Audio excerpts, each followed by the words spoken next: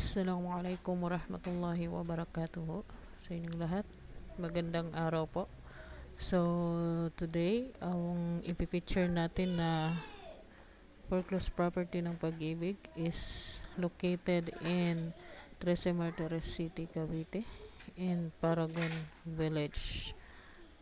So, naway makatulong ito sa mga nais magkaroon ng or nais mag-avail ng mga foreclosed property ng Pag-ibig acquired assets. So dito sa Paragon Village, ang kinagandahan dito is malapit lang siya sa highway, and then malapit lang din sa mga establishments, wet markets, schools, hospitals, so lahat-lahat na. So katapat siya ng Camellia, yung Paragon Village. So, bago kayo mag-avail ng property na ito, so make it sure na mag-visit nyo din personally bago nyo i-apply. So, itong property na ito is under siya ng second auction. So, second auction na siya.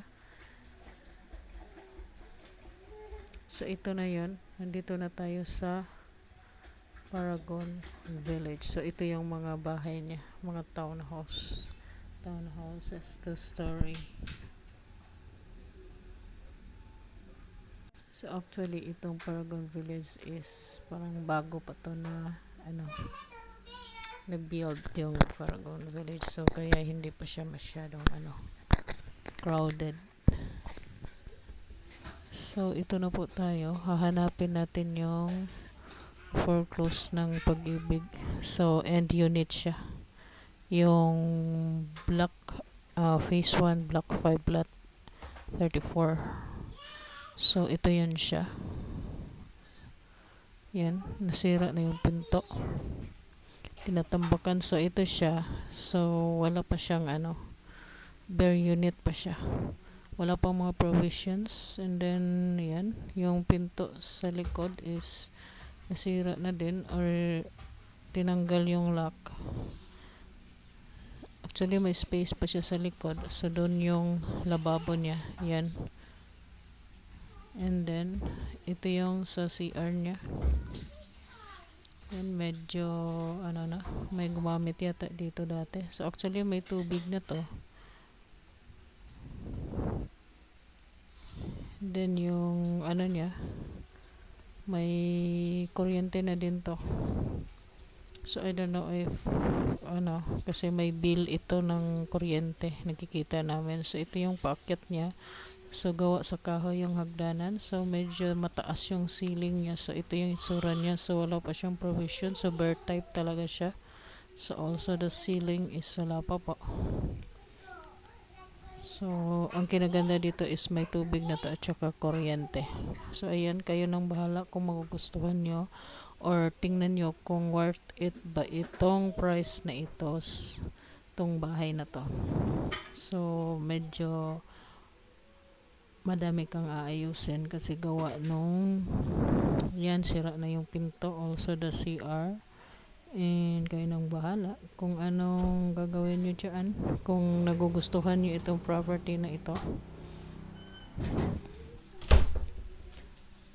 So, ang gagawin nyo bago nyo i-apply ay kailangan yung i-check muna, double check nyo. So, ito may space siya sa gilid kasi end unit siya. So, medyo malaki yung lot area niya. So, nasa, compare sa ibang, yung sa inner unit niya. So, ayan po, mga mamshis. Sana'y nagustuhan nyo ito na makatulong ito sa inyo. Kung anong pipiliin yung unit. So, yung trans number niya is 264. And then, yung duration of acceptance of bid offers, February 19 to 23, 2024. Start na yan from Monday to, so bukas na po, from Monday to Friday. So, opening of offers, February 26, 2024. So, pwede kayong pumunta dito sa Alabang branch ito i-held. So, item number 160 Property number 81520230713010. So make it sure matake note nito kung sino yung interested na mag-avail nito, kasi kailangan nito kapag mag-fill up na kayo ng registration form and offer to purchase kung long-term installment ang pag-avail nito. So property location Paragon Village Phase 1 Block 5 Lot 34, Barangay San Agustin, Poblacion Trizumartor City, Cavite.